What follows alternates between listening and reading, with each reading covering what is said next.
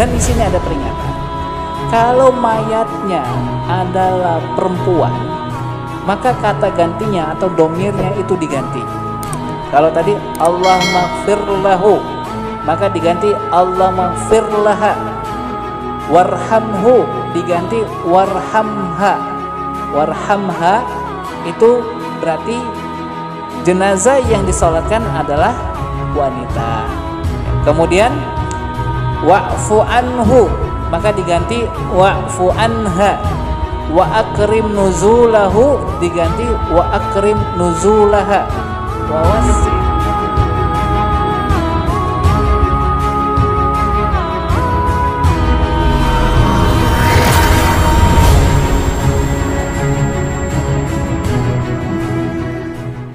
Bismillah.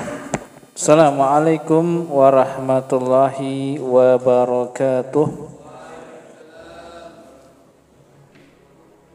Alhamdulillah hamdan katsiran tayyiban mubarakan fi kama yuhibbuhullahu wa yarda.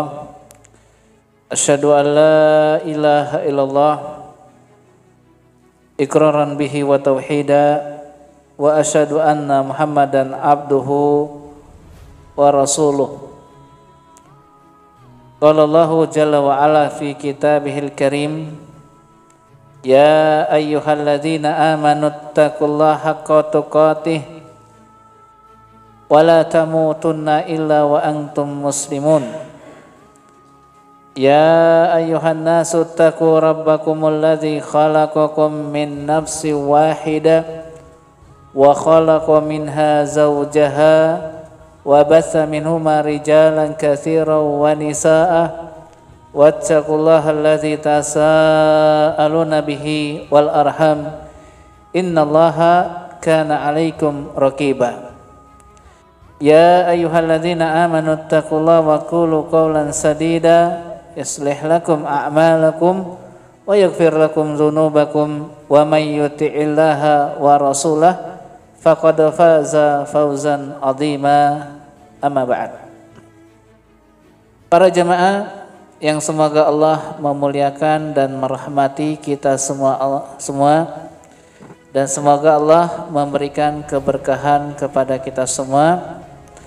Pada kesempatan kita di malam hari ini kita masuk pada perjumpaan ataupun pertemuan yang terakhir dalam membahas kitab Ahkamul Janaiz, yaitu hukum-hukum yang berkaitan tentang tata cara menyelenggarakan jenazah. Sebelum kita masuk pada praktek yang mana sebagaimana yang telah diagendakan,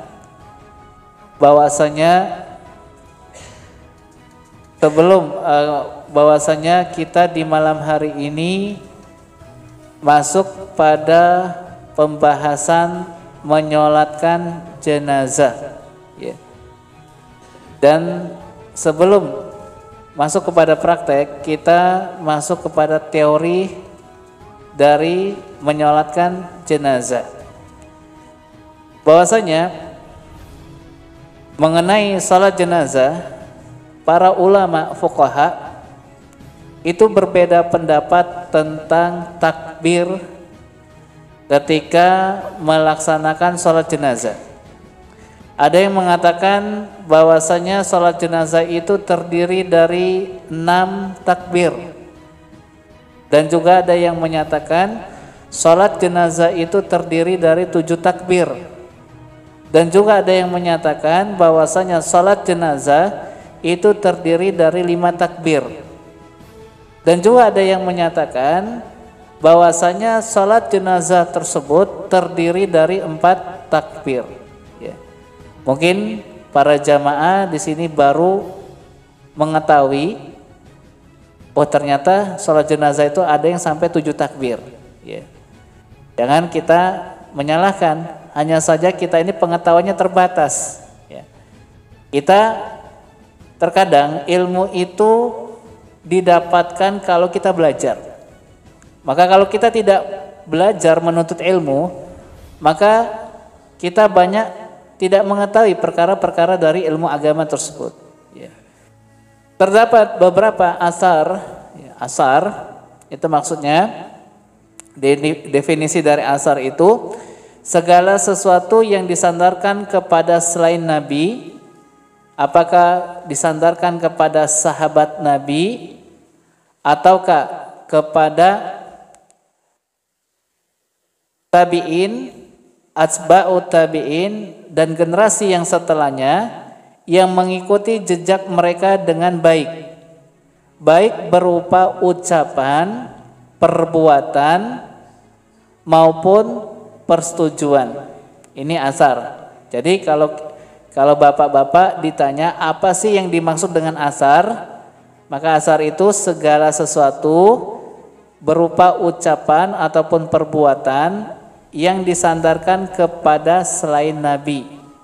Bisa berupa sahabat, tabi'in, atba'u tabi'in dan generasi yang setelahnya yang mengikuti jejak mereka dengan cara yang baik. Ya.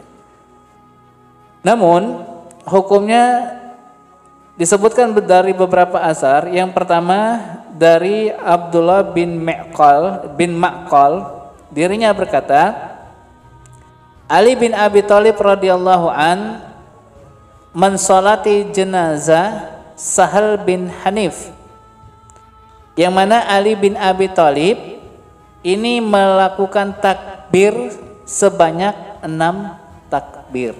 Ya, menyolatkan jenazahnya siapa? Sahal bin Hanif, sahabat juga. Ya.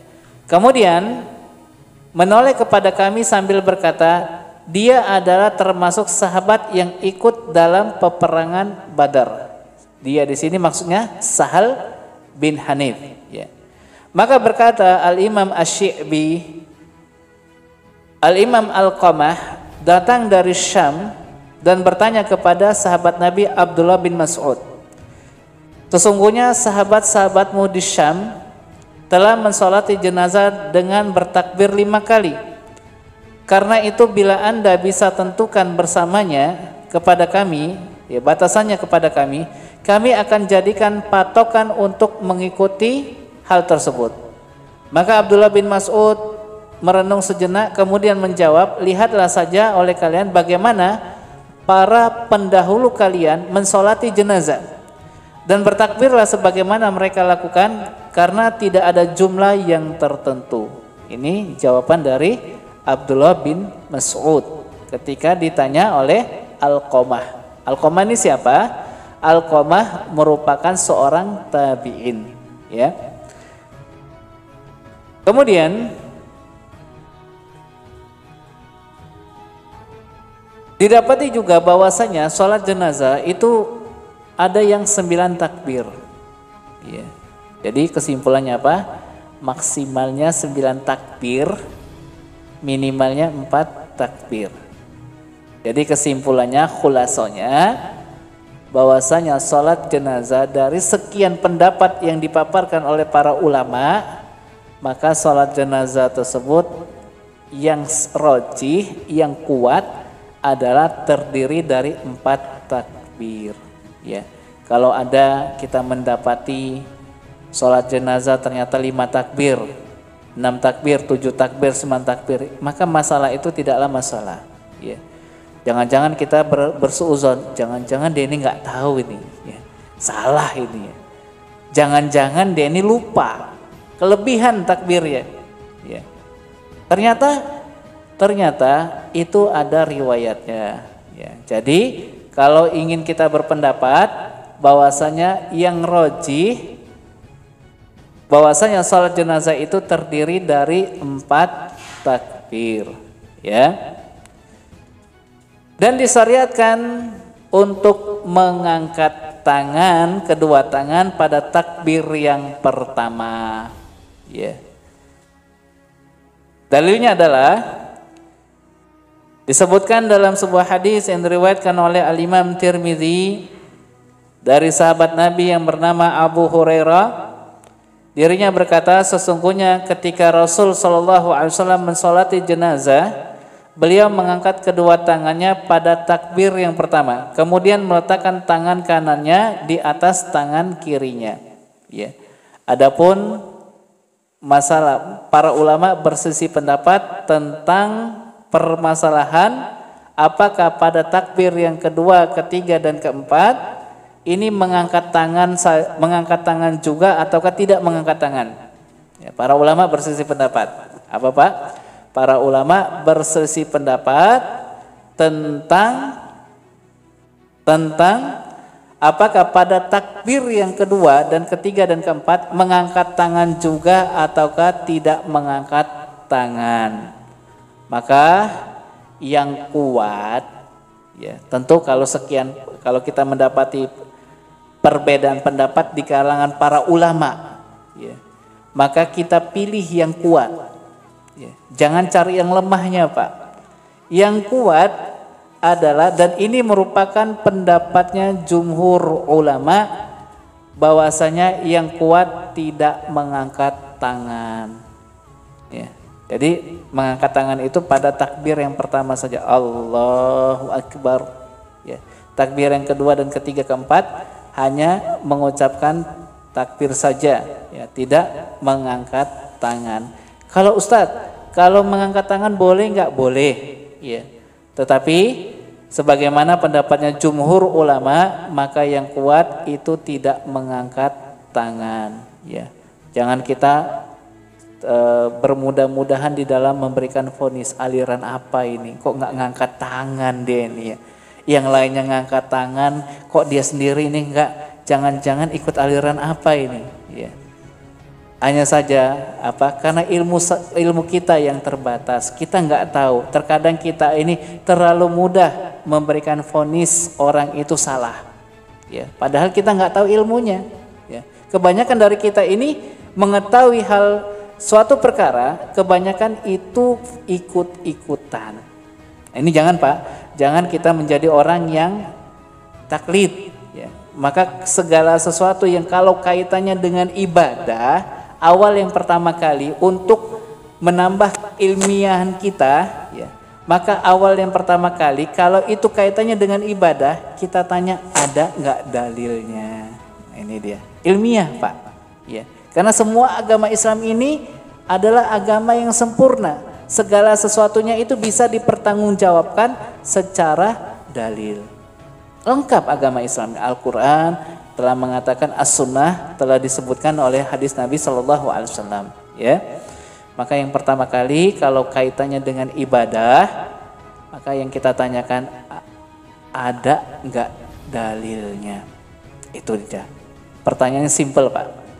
Ya, oh itu kebiasaan kita. Jangan, itu bukan dalil Pak. Yang namanya dalil qala Allah wa qala Rasulullah. Ya, kayak ini yang penting. Kalau dia mau mengamalkan mengangkat tangan tidak mengapa. Ya. Kalau dia ingin mengamalkan mengangkat tangan itu tidak mengapa. Tidak mengangkat tangan juga tidak mengapa. Mana yang roji? Mana yang kuat Pak? Tidak mengangkat tangan. Jadi nanti jangan heran kalau kita mendapati mungkin ada orang yang ikut sholat jenazah, ya. Sholat jenazah itu kok dia tidak mengangkat tangan, ya.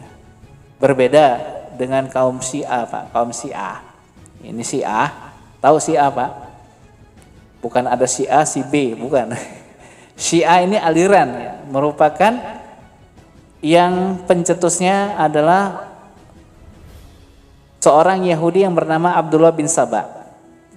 Datang di tengah-tengah barisan kaum muslimin pada masa pemerintahan Khalifah Ali bin Abi Thalib, maka secara terang-terangan Abdullah bin Saba mengatakan kepada Ali, mengatakan kamu itu Tuhan saya. Ya. Kamu itu Tuhan saya. Maka pengikutnya itu Syiah. Syiah ini mengkafirkan sebagian besar para sahabat. Mengkafirkan ibunda kita Aisyah, Khadijah, ya. Mengkafirkan yaitu mengkafirkan Abu Bakar, Umar, Utsman, ya. Demikian juga para sahabat yang lainnya. Syiah kalau sholat Pak, Ya, kalau sholat Syiah itu dia di antara ciri Syiah itu kalau sholat dia melakukan irsal. Ya, sholatnya orang Syiah itu Allahu Akbar. Dia tidak bersedekap, tapi dia seperti ini. Memang ada pendapat kalau Imam Malik itu melakukan irsal. Pendapatnya Imam Malik itu dia melakukan irsal, dia tidak bersedekap. Artinya pada posisi sama seperti i'tidal. Tahu i'tidal kalau kita sholat Allahu Akbar. Kalau kita demikian. Ya. Adapun tata cara sholat ya, bersedekap itu disebutkan dari beberapa riwayat, ada yang di atas pusar. Ya, ada yang di dada. Ya. Di dada itu seperti ini Pak, dada. Dan merupakan kekeliruan ketika sholat, ketika bersedekap, ini bentuknya seperti ini. Ya. Allahu Akbar. Tuh. Ini keliru Pak, keliru Pak. Ini kalau di dada itu di sini. Ya, taruh letaknya di dada. Tidak juga seperti ini. Ya. Ada juga, dan ini termasuk larangan. Larangan ketika bersedekap dia melakukan ikhtisar. Apa itu ikhtisar? Ikhtisar itu dia, mohon maaf. Dia ada yang kita mendapati orang itu sholat seperti memegang senjata. Allahu Akbar. Ada ya? Ini dilarang Pak. Ternyata ini dilarang. Apa dalilnya? Nabi SAW, kata sahabat Nabi SAW menyatakan, naha Rasulullah SAW anil ikhtisar. Nabi itu sangat melarang orang yang sholatnya seperti ikhtisar. Ya. Kita tanya apa alasannya? Jaga-jaga. Emang kamu sholat dalam keadaan mau perang? Kita dalam keadaan aman. Ya. Ada juga, mohon maaf Pak, ketika bertakbir sholatnya seperti menggulung tali layangan. Allahu Akbar. Ya, iya. Kita mendapati seperti ini. Allahu Akbar. Ini nggak ada dalil ya Pak. Jangan kita ikut-ikutan kalau kita nggak tahu dalilnya. Ya, kita tanya. Mohon maaf, Anda sholatnya seperti ini. Apa sih dalilnya? Ya. Kalau kita ditanya demikian, jangan tersinggung. Berarti kita ilmiah. Karena segala sesuatu itu bisa dipertanggungjawabkan. Perlu dipahami nih Pak, para jamaah, ini perlu kita pahami semua, bahwasanya hukum asal ibadah itu terlarang. Hukum asal ibadah itu terlarang sampai ada dalil yang membolehkan ibadah itu boleh dikerjakan. Maka masalah ibadah ini kaitannya bukan jawabannya yang penting kan baik, nggak boleh Pak. Baik menurut kita belum tentu baik secara syariat Islam. Ya, ini yang perlu kita pahami, bahwasanya hukum asal ibadah itu terlarang sampai ada dalil yang membolehkan ibadah tersebut boleh untuk dilakukan atau dikerjakan. Ya. Kemudian yang berikutnya, menempatkan tangan kanan pada tangan kiri dengan memegang pergelangan tangannya, kemudian meletakkan pada dadanya. Ini dia Pak, meletakkan bersedekap itu ada, boleh seperti ini Pak. Ya, ada juga boleh seperti ini. Ya, boleh seperti ini. Ya, boleh seperti ini atau boleh seperti ini. Ya. Nah ini kekeliruan ketika bersedekap. Ya, ini dia seperti ini Pak, seperti orang kedinginan. Ya. Ini nggak ada contohnya. Ya. Hati-hati Pak, ini nggak pernah dicontohkan oleh Nabi. Kalau yang seperti ini, boleh nggak di atas pusar? Boleh. Ya. Ada juga yang di bawah pusar, ini kekeliruan Pak. Di bawah pusar seperti ini. Ya. Ada yang seperti ini, bahkan di atas kemaluannya. Maka ini kekeliruan Pak. Kekeliruan ketika masalah bab bersedekap saja, ya. Baik. Kemudian yang berikutnya adalah setelah takbir yang pertama, disunahkan membaca surat Al-Fatihah. Ya. Pertanyaan di sini, apakah membaca yaitu doa istiftah? Maka yang rajih tidak membaca doa istiftah. Ya, yang rajih tidak membaca doa istiftah. Ya, apa doa istiftah? Qul inna salati wa nusuki, dan diantaranya, dan juga yang paling ringannya Allahu akbar kabira walhamdulillahi katsira wa subhanallahi bukrata wa asila. Ini paling minimalnya. Biasanya Nabi SAW membaca doa istiftah yang pendek ini, Allahu akbar kabira walhamdulillahi katsira wa subhanallahi bukrata wa asila.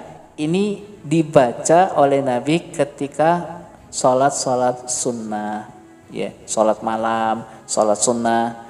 Apakah itu ba'diyah, qobliyah, maka Nabi ini membaca doa istiftah ini. Ya.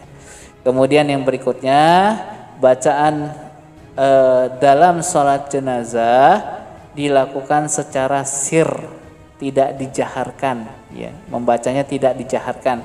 Berdasarkan hadis dari Abu Umamah bin Sahal radhiyallahu an, dirinya berkata, maka minas sunnah, berdasarkan sunnah, mensolati jenazah adalah membaca Al-Fatihah sesudah takbir pertama secara sir, kemudian diikuti dengan takbir kedua dan ketiga, dan sesudahnya salam.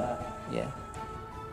Kemudian setelahnya bertakbir kedua kalinya seraya membaca takbir yang kedua, Allahu Akbar.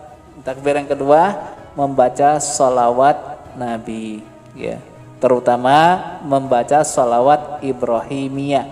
Apa itu sholawat Ibrahimiyah? Allahumma sholli ala Muhammad wa ala ali Muhammad kama sholaita ala ali Ibrahim wa ala ali Ibrahim innaka Hamidun Majid, wa barik ala Muhammad wa ala ali Muhammad kama barakta ala ali Ibrahim wa ala ali Ibrahim innaka Hamidum Majid. Ini.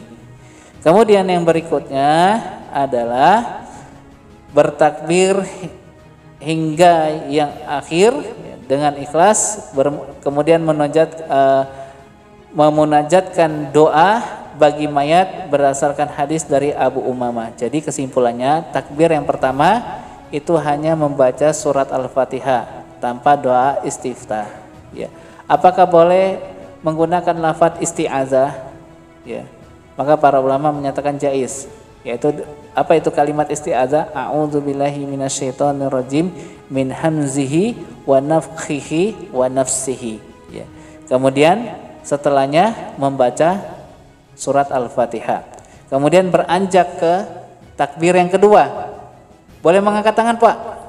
Boleh. Enggak mengangkat tangan boleh juga? Boleh.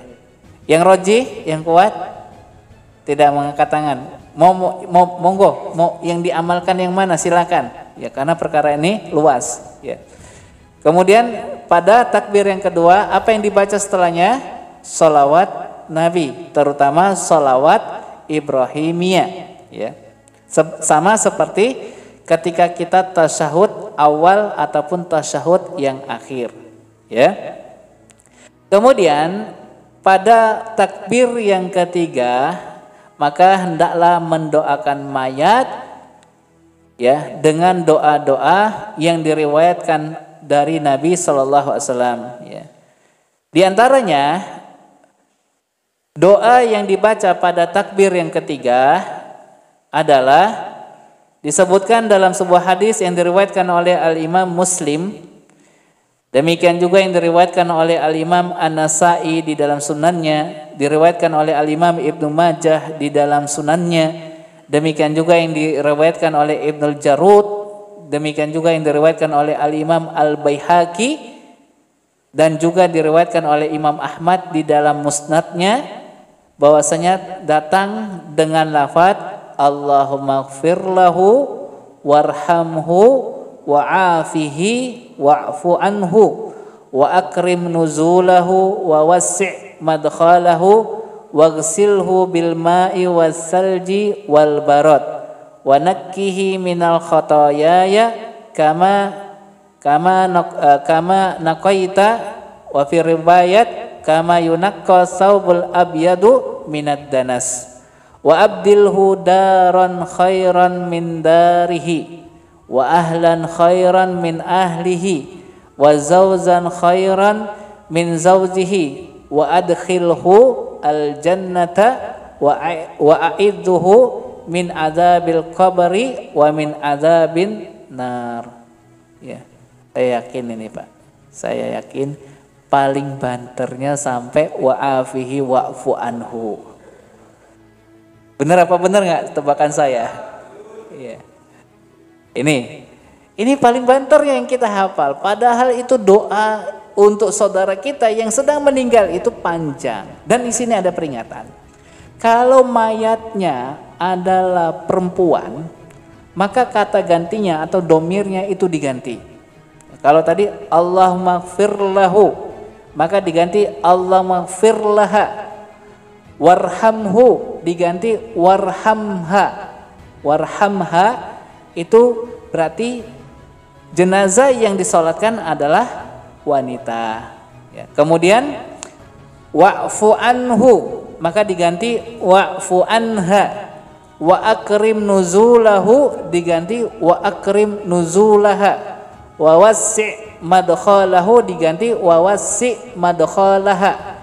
Waghsilhu diganti waghsilha bil ma'i wasalji wal barad wa nakkihi minal khataayaya kama naqaita as-sawbul abyad minad danas. Kemudian wa abdilhu diganti wa abdilha daran khairan min darihi diganti min dariha, ya. Wa ahlan khairan min ahlihi diganti wa ahlan khairan min ahliha. Wa zawjan khairan, wa fi riwayat wa zawjatun khairan min zawjiha, ya. Diganti min zawjiha. Wa adkhilhul jannata diganti wa adkhilhal jannata. Wa a'idzuhu diganti wa a'idzuha min adzabil qabri wa min adzabin nar. Paham Pak? Ada yang hafal nggak? Yang hafal saya kasih hadiah. Nah. Hafal nggak Pak? Tahu-taunya besok meninggal kita. Nah ini langsung kita praktekkan karena ilmu ini adalah ilmu terapan. Ya. Maka ini cepat-cepat kita untuk menghafalnya Pak. Ya. Jangan ketika ada mayat baru dia di rumah sibuk dulu ya. Cari mana sih doa takbir yang ketiga apa yang dibaca? Ini jangan, kita hafal Pak. Iya. Karena apa? Kalau ilmu Pak, ilmu itu kalau kita sering praktekkan, maka ilmu itu akan dengan sendirinya nempel di pikiran kita. Ya. Saya yakin Pak, di sini nggak ada yang nggak hafal surat Al-Fatihah. Kenapa jawabannya? Karena sering kita ulang-ulang. Ya. Demikian juga kalau doa ini kita sering kita praktekkan, ada orang yang meninggal, kita orang yang terdepan di garda yang terdepan untuk membaca yaitu doa untuk saudara kita yang sedang meninggal tersebut. Ya. Tapi kalau ilmu itu jarang dipraktekkan, maka dengan sendirinya ilmu itu akan hilang. Ya. Paham ya Pak? Paham. Jangan hafal doa masuk kamar mandi saja Pak, tapi doa yang lain-lainnya ini kita tidak hafal. Ya. Saya ulangi nih Pak ya, saya ulangi. Ini dihafalkan. Ya, kemarin ada request, ada nggak Ustadz resume ataupun hasil ringkasan dari materi hukum berkaitan dengan jenazah, ahkamul janaiz ini. Nanti insya Allah akan saya kumpulkan, nanti saya kirim ke Pak Ferry insya Allah. Ya. Ini diperhatikan. Allah maghfir lahu, sama-sama Allah maghfir lahu. Kemudian warhamhu wa'afihi wa'fu anhu wa akrim nuzulahu wa wassi' madkhalahu waghsilhu bil ma'i wassalji wal barad wa nakkihi minal khotoyaya kama naqaita as-sawbul abyad minad danasi. Ya. Kemudian yang berikutnya wa abdilhu daron khairan min darihi wa ahlan khairan min ahlihi wa zawzan khairan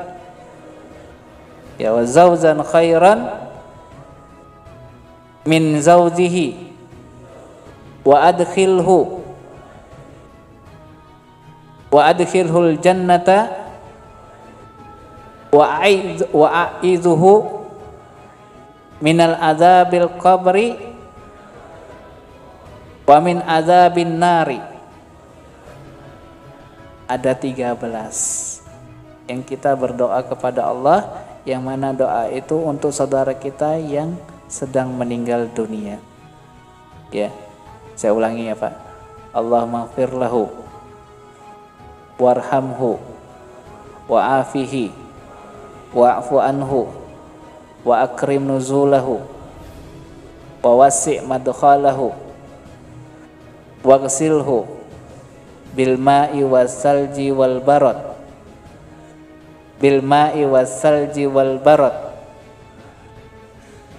wa nakkihi minal khotoyaya kama naqaita as-sawbul abyad minad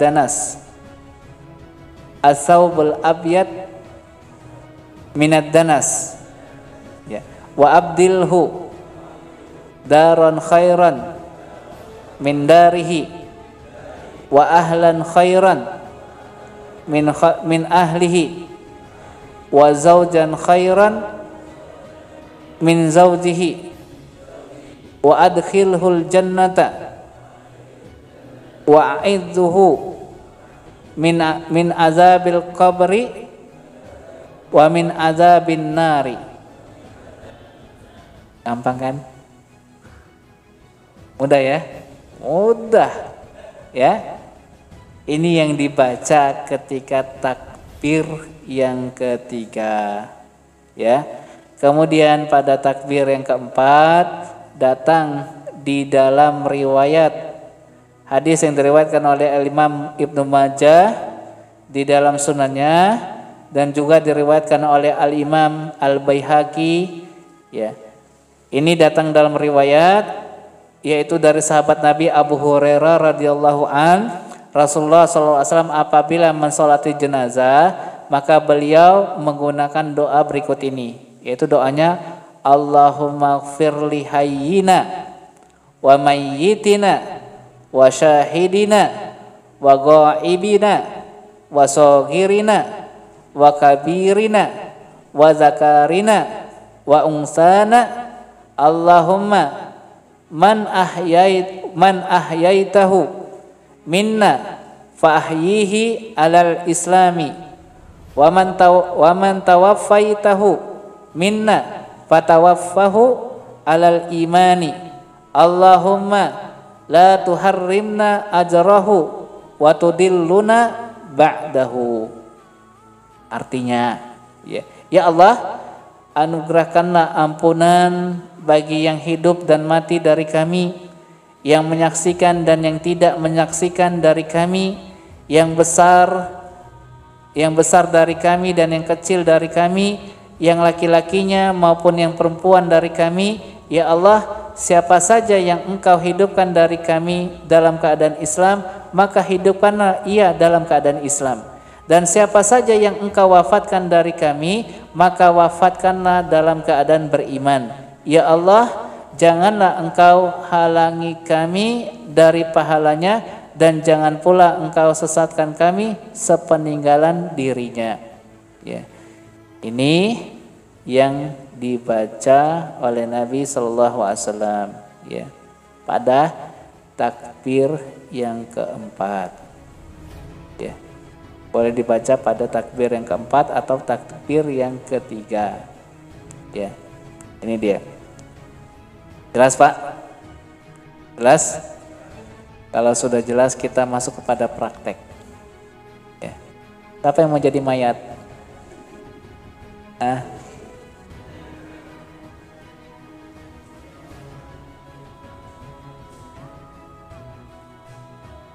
Sebagian ulama membolehkan. Sebagian ulama membolehkan. Iya. Tapi yang lebih utama dengan bahasa Arab, ya. Ini melatih kita untuk semangat untuk menghafal doa-doa yang berbahasa Arab, ya. Baik, kita masuk kepada prakteknya. Silakan. Saya minta salah seorang jamaah yang siap menjadi peraga.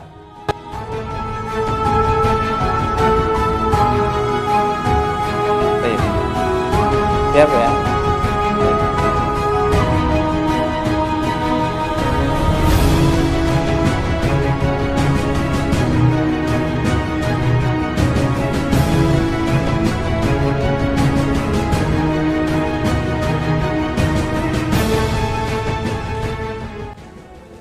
Baik, kita masuk pada praktek menyolatkan jenazah.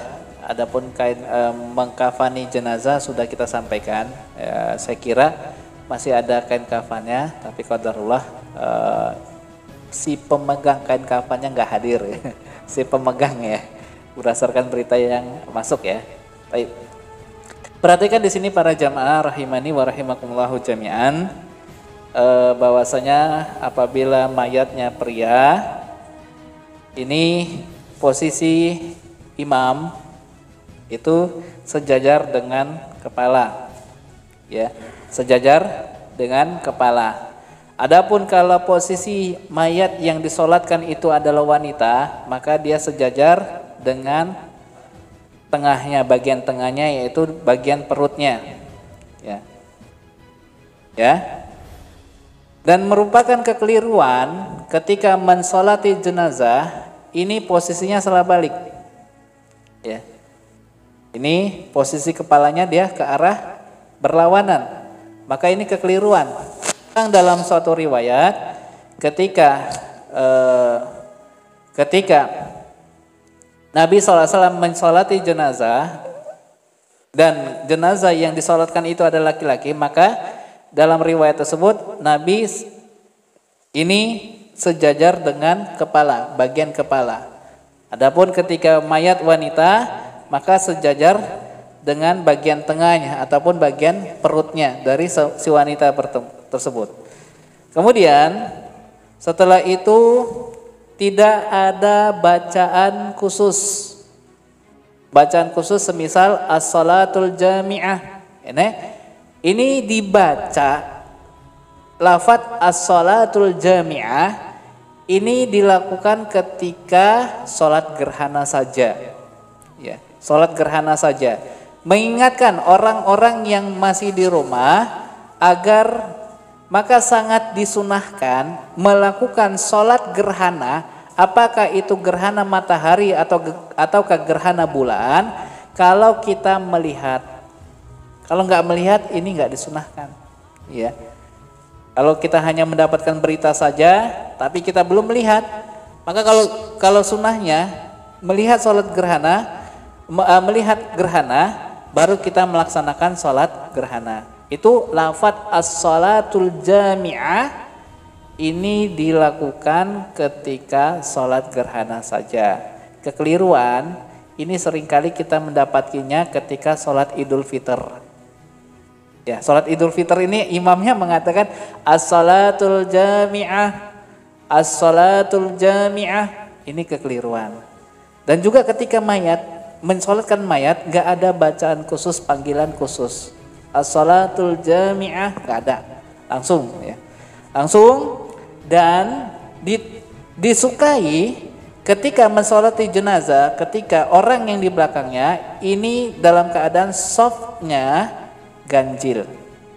Ganjilnya itu dengan sop wanita. Ya. Misal wanitanya laki-lakinya ganjil, perempuannya genap, maka ketemunya ganjil. Tapi kalau genap-genap, ya sama aja genap-genap, tapi ganjil genap.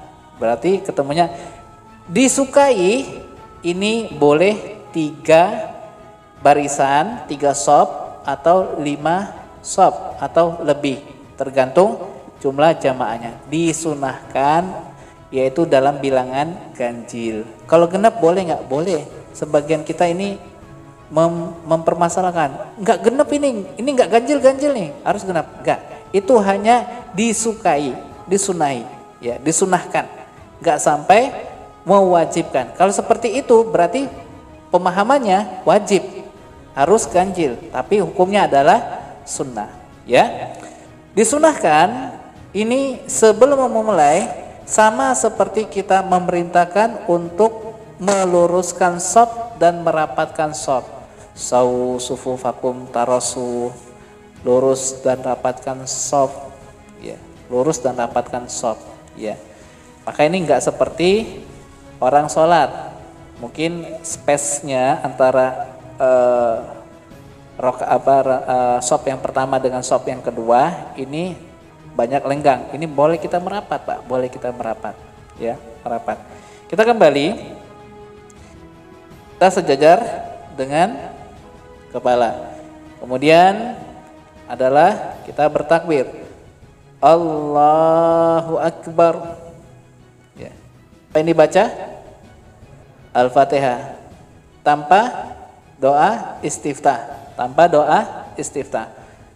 Boleh dengan a'udzubillahi minasyaitonirrajim min hamzihi wa nafthihi wa nafsihi, dengan ta'awud, ya. Kemudian alhamdulillahirabbil alamin arrahmanir rahim sampai akhir, ya. Dibaca dengan sir. Dibaca dengan sir, ya. Sir itu maksudnya apa?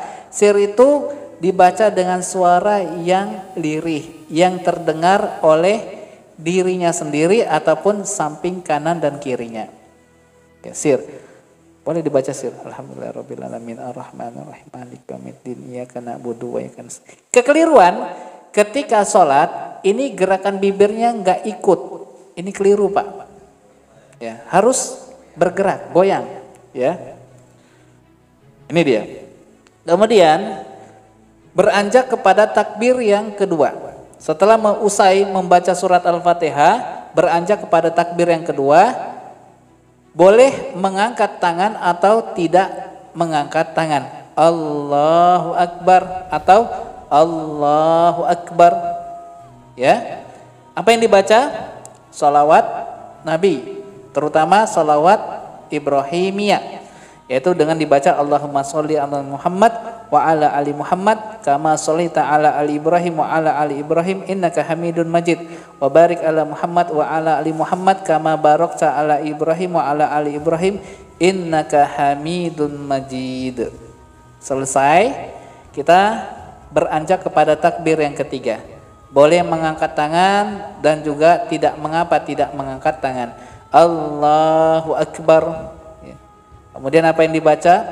Doa untuk si mayit. Apa doanya? Allahummaghfir lahu warhamhu wa'afihi wa'fu anhu, ya. Kemudian wa akrim nuzulahu wa wasi' madkhalahu waqsilhu bil ma'i wasalji wal barad. Tidur. Aduh, saya khawatir nih, wayatnya beneran gak ini? Waqsilhu bil ma'i wasalji wal barad. Kemudian seterusnya waqsilhu bil ma'i wasalji wal barad, ya. Kemudian wa nakkihi minal khotoya kama naqaita saubul abyad minad danas, ya. Kemudian wa abdilhu daran khairan min darihi wa ahlan khairan min ahlihi wa zawjan khairan min zawjihi wa adkhilhul jannata wa a'idhu minal adzabil qabri wa min adzabin. Nah, gampang kan, Pak? Gampang, ya. Jangan nanti setelah prakteknya jangan melakukan gampang ya, Pak. Jangan nih. Enggak, ini saya memberikan contoh, ya. Kemudian beranjak kepada takbir yang keempat. Takbir yang keempat boleh mengangkat tangan atau tidak mengangkat tangan. Allahu Akbar. Ya, apa yang dibaca boleh minimalnya membaca adalah Allahumma ighfir lahu wa'afihi wa'fu, Allahumma ighfir lahu warhamhu wa'afihi wa'fu anhu. Ini minimalnya. Atau dengan lafaz yang telah kita sebutkan. Ya, ini minimalnya. Karena biasanya takbir yang keempat itu tidak panjang, tidak lama. Ya, tidak lama. Kemudian setelah itu salam. Assalamualaikum warahmatullahi. Assalamualaikum warahmatullahi, tanpa seperti ini. Kebiasaan kita Assalamualaikum warahmatullahi, Assalamualaikum warahmatullahi, ini keliru. Tetap tangannya dalam keadaan bersedekap. Jelas? Jelas Pak? Baik. Jelas.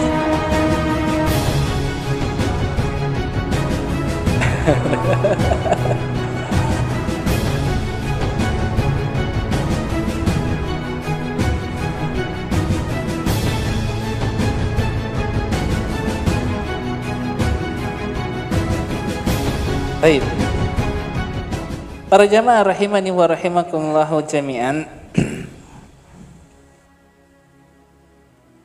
Di sini ada yang perlu disampaikan bahwasanya terkait tentang menyolatkan jenazah disebutkan di dalam kitab Ahkamul Janaiz, ya. Maka ada suatu hal yang perlu disampaikan, yaitu yang pertama, diperbolehkan untuk mensolati jenazah satu persatu tanpa nunggu jamaah, ya. Misalnya karena dia waktunya singkat. Ini dan yang berikutnya yang penting untuk disampaikan, jangan kita menyia-nyiakan untuk ikut serta melaksanakan sholat jenazah. Karena pahala yang didapatkan untuk melaksanakan sholat jenazah, itu pahala yang didapatkan adalah 1 qiraat. 1 qiraat itu mau tahu Pak seberapa? 1 qiraat itu pahalanya sebesar Gunung Uhud. Gunung Uhud itu panjangnya Pak 7 kilometer. 7 kilometer Pak. Dari sini kemana? Ke Tanjung Karang. Atau ke Bambu Kuning. Bambu Kuning ya. Atau ke Raden Intan lah. Ya, ke Raden Intan lah. Taruhlah ke Raden Intan. Itu pahala kita dapatkan untuk 1 kali sholat jenazah saja. Ya. Belum lagi kalau kita ikut serta menggiringi ataupun ikut memakamkan saudara kita ke tempat pemakamannya, ini pahala yang didapatkan tambah lagi 1 qiraat. Berarti 2 qiraat. Pertanyaan saya Pak, kita itu seharinya lebih banyak dosa atau lebih banyak pahala? Nah, ini kesempatan, apalagi dosa yang sering banyak yang kita lakukan tanpa kita sadari, suka ngomongin orang. Ya, iya atau iya? Iya. Suka banyak ngomongin orang kita ini. Kalau ketemu itu bukan di majelisnya para wanita saja. Majelis bapak-bapak pun itu sering ketemu orang, lama ngobrol, ujung-ujungnya ada yang diomongin. Ngomongin siapa? Orang. Ya. Ini sering kalinya. Nah ini Pak kesempatan kita, kesempatan emas untuk mendapatkan pahala. Yang pahalanya itu 1 qiraat. 1 qiraat itu sama dengan pahala yang didapatkan sebesar Gunung Uhud. Pak ya, Gunung Uhud itu nggak tinggi Pak. Tingginya paling ya sekitar 100-200 meter lah. Nggak tinggi. Ya. Tapi panjangnya 7 kilo. Ya. Ini dia.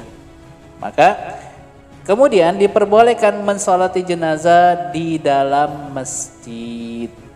Berdasarkan dalil dari Aisyah, ketika Sa'ad bin Abi Waqqas meninggal, maka para istri Nabi memerintahkan agar jenazahnya dihamparkan di masjid sehingga mereka dapat mensolatinya.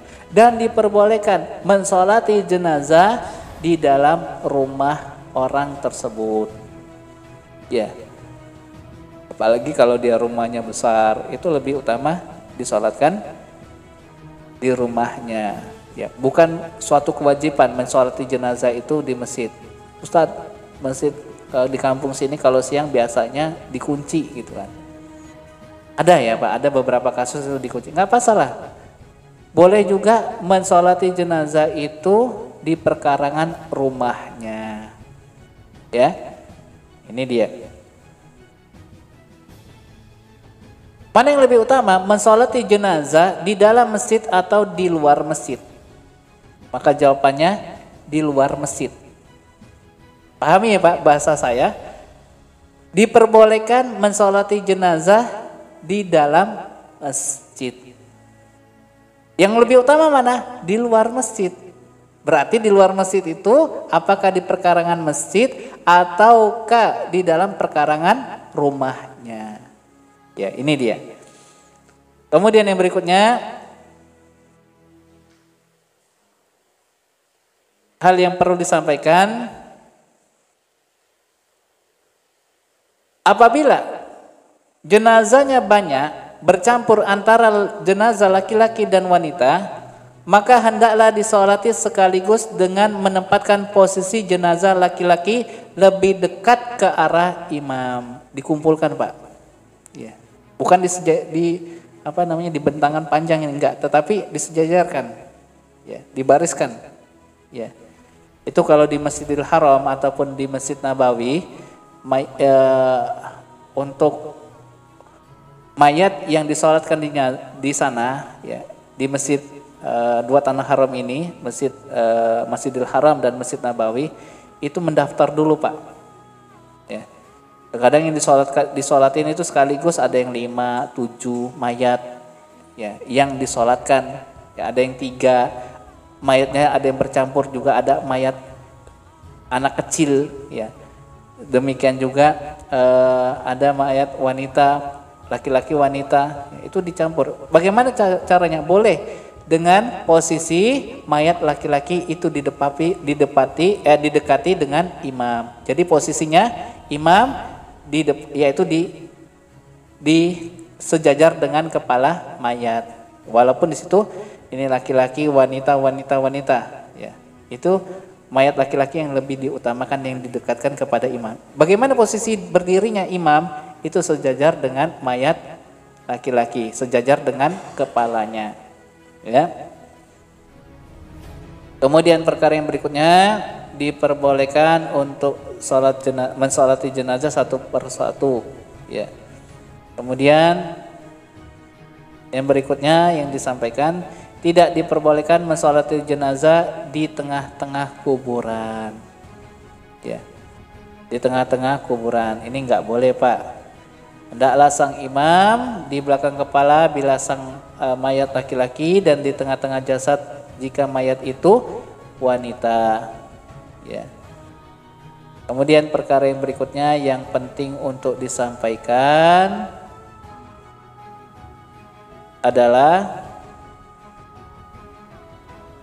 makin banyak orang yang mensolati jenazah, semakin banyaklah maslahatnya bagi sang mayat, itu lebih utama. Terutama datang dalam sebuah hadis, barang siapa yang mensolati jenazah itu, yang hadir yang sholat jenazah tersebut adalah mereka ahlu tauhid yang gak pernah mensekutukan Allah, maka hal itu bisa memberikan syafaat bagi si mayat. Syaratnya apa Pak? Ahlu tauhid. Ya. Orang yang gak pernah menyekutukan Allah sedikit pun, gak pernah berbuat syirik sedikit pun. Ini 40 orang dia, itu bisa memberikan syafaat kepada si mayit. Ya. Kemudian perkara yang berikutnya, hukum sholat jenazah itu fardu kifayah. Ya. Apa itu fardu kifayah? Apabila ada sekelompok orang yang menunaikan hal tersebut, maka gugur kewajiban bagi muslim yang lainnya. Dan yang berikutnya, diharamkan mensolati dan memohonkan ampunan untuk mayat orang kafir.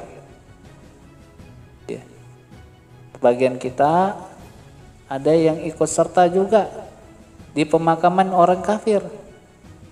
Sepantasnya Pak. Ya. Kalau kita melayat saja boleh Pak, tapi kalau ikut memakamkannya ini hindari Pak, hindari. Ya. Terkadang kaum muslimin itu nggak mengerti perkataan almarhum. Ya. Almarhum itu artinya apa Pak? Almarhum itu memastikan orang yang telah mati itu mendapatkan rahmat Allah. Yang sangat disayangkan lagi, ini mengatakan almarhum kepada orang kafir.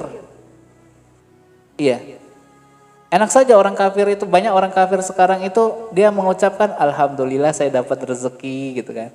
Orang kafir sekarang itu pinter Pak. Alhamdulillah rezeki anak soleh. Kafir dia ngomong rezeki anak soleh katanya.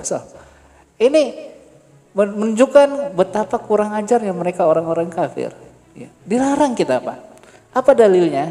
Disebutkan di dalam surat At-Taubah. Allah Subhanahu wa taala berfirman, "Maka nalinabi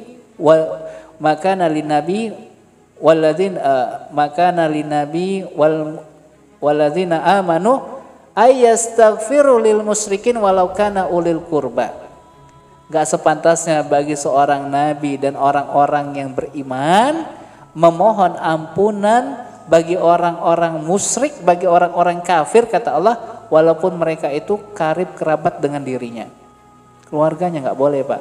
Ini ayat ini turun berkaitan tentang kisah matinya Abu Thalib. Abu Thalib, ya, itu Nabi besar semangatnya untuk antusias Nabi untuk mengajak Abu Thalib untuk memeluk agama Islam. Ya, ketika wafatnya, menjelang wafatnya. Tapi apa? Akhirnya Abu Thalib lebih memilih mati di atas milah agama nenek moyang mereka. Ya.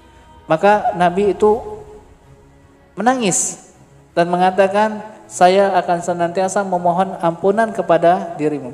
Maka Allah menurunkan makana linabi walladzina amanu ayastaghfiru lil musyrikin walau kana ulil qurba. Disebutkan di dalam surat At-Taubah. Ya.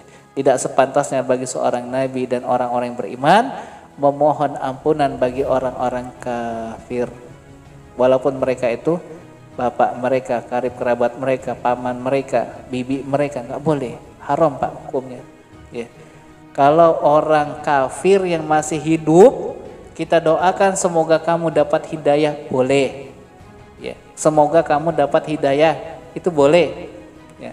Kalau semoga Allah mengampuni dosa kamu, nggak boleh, jangan Pak, haram hukumnya.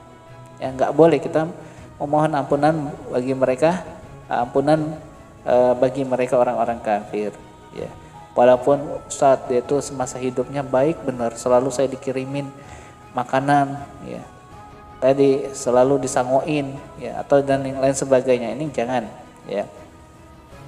Kemudian yang berikutnya para jamaah rahimani wa rahimakumullahu jami'an. Yang berikutnya adalah merupakan kekeliruan, ya, kekeliruan ketika seusai mensolati jenazah ini dengan melakukan beberapa ritual, semisal membaca doa, ya, membaca doa. Padahal doa itu sudah dibaca dia ketika sholat tadi Pak. Jadi setelah usai sholat udah angkut saja mayatnya, disegerakan untuk dimakamkan. Ya. Jangan sebagian kekeliruan itu si imam mengatakan hal hadzal mayit khair gitu. Apakah mayit ini adalah orang yang baik? Maka jawabannya khair. Ini nggak ada contohnya. Ya. Atau ketika mengangkut mayat tersebut, ini mengelilingi rumahnya dengan dalih supaya nggak kangen rumah. Iya atau iya Pak? Ada seperti ini? Ada. Ya.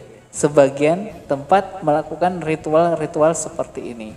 Apa yang dibaca ketika mengangkat mayit, keranda mayat? Yang dibaca adalah Bismillah ala sunnati Rasulillah. Ini yang dibaca saja, Pak. Ya. Gak ada bacaan Allahumma sholli ala Muhammad wa ala ali Muhammad, enggak. Karena sholawat itu khusus untuk takbir yang kedua ketika mensolati jenazah. Gampang, Pak, Islam ini Masya Allah. Yang berikutnya, Pak, kekeliruan yang berikutnya, ya. Sebagaimana telah kita sampaikan, itu sangat dibenci Imam Syafi'i, Pak. Kita mazhabnya apa? Orang Indonesia. Syafi'i. Konsekuen nggak Syafi'i? Ini Syafi'i beneran atau Syafi'i KW nih, Pak? Gitu. KW. Imam Syafi'i itu sangat benci orang-orang yang kumpul di rumah orang yang sedang meninggal. Sangat membenci itu Imam Syafi'i. Ya. Bahkan Imam Syafi'i itu nggak mau minum air di tempat orang yang tertimpa musibah. Artinya musibah kematian. Ini dibenci oleh Imam Syafi'i. Berarti kita ini bohongan, ini KW ini. Ya, ini Imam Syafi'i, Pak. Ya. Artinya setelah menguburkan tidak ada ritual-ritual khusus ataupun acara-acara khusus. Ya. Kok matinya kayak binatang aja sih, kayak kucing aja. Ada yang kan seperti ini ya. Dalilnya kayak kucing aja, ditabrak, dikuburin gitu aja gitu. Kata Imam Syafi'i, kenapa beliau membenci berkumpul di tempat orang yang tertimpa musibah? Karena kata Imam Syafi'i, hal tersebut termasuk bagian dari meratapi mayit. Tahu meratapi mayit, Pak? Ini meratapi mayit, kata Imam Syafi'i, bisa memberikan adab kubur bagi si mayit. Kata Imam Syafi'i, bukan kata saya loh, Pak. Ustadz ngada-ngada, boleh dicek di dalam kitab beliau, di dalam kitab ya. Demikian juga boleh dicek di dalam kitab yaitu yang ditulis oleh Imam Nawawi. Tahu Imam Nawawi, Pak? Pernah dengar?